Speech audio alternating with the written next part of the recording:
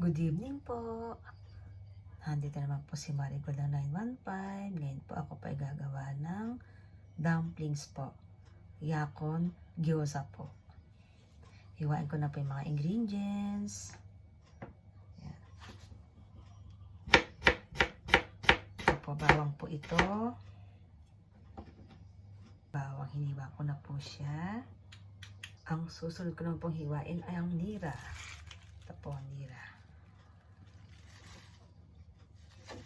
Nira po ito sa Japanese po. Sa English po is Chinese child po ito.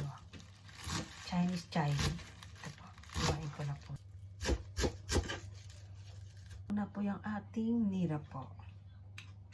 Ngayon po, iwain ko naman po yung ating yakon. Ito natin na maliliit po. Ganito po ang paghiwa ng yakon po, pangsaw po natin sa ating dumplings po, sa ating gyoza. Iwa ko na po yung ating mga ingredients. Ngayon po, pagkasama-samahin na po natin ang ating mga ingredients tsaka pa mga seasoning. Ngayon po, pagkasama-samahin na po natin ang ating mga ingredients tsaka po seasoning. Ito po, ground pork po ito, giniling po,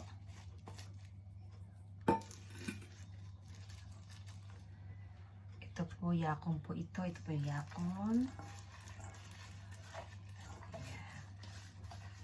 Ito po yung nira. Chinese chive po ito. Garlic po.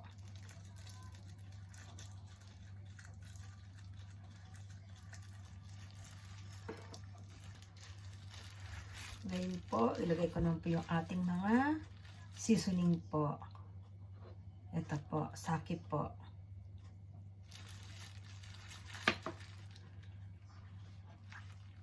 Oyster sauce po.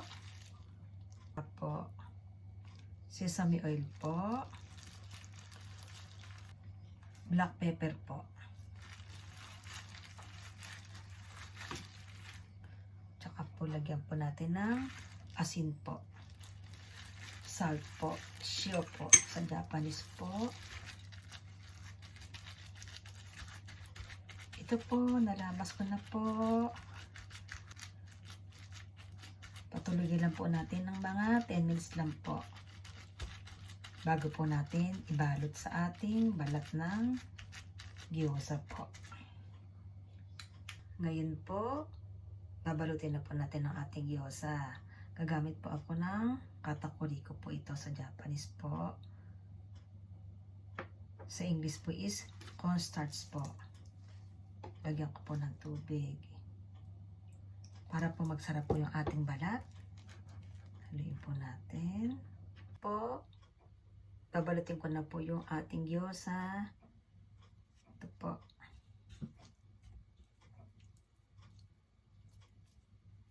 Ito po yung ating balat ng gyoza po.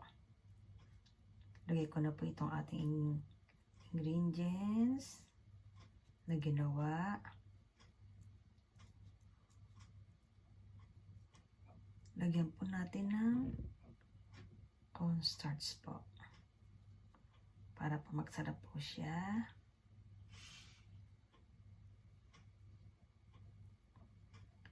Tsaka po natin i-close po.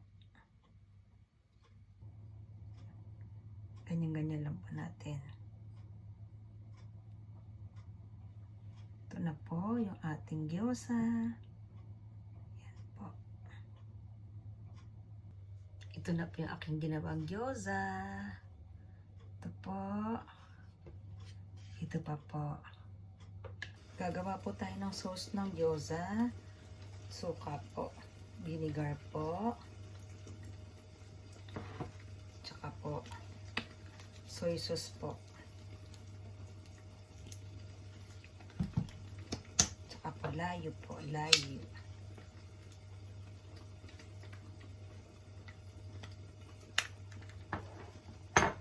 Ito po yung sauce ng gyoza po. Sarap po. Ngayon po, ipiprito ko na po yung ating ginawang gyoza. Lalagyan po natin ng katakuriko, cornstarch po. Yan. Lagyan po natin ng tubig.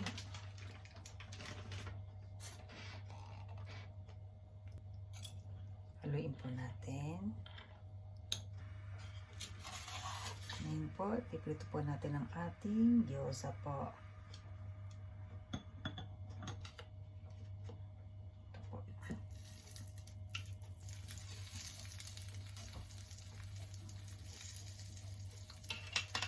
Alagay po natin ang ating cornstarch po.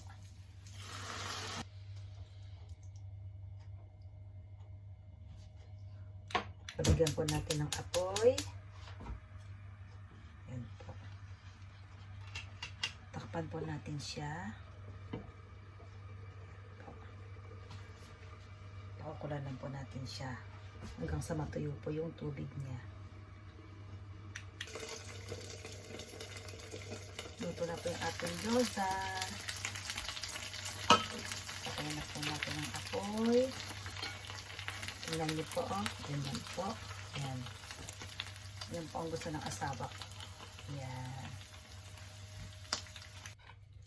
Ito na po yung ating gyoza. Saling ko na po.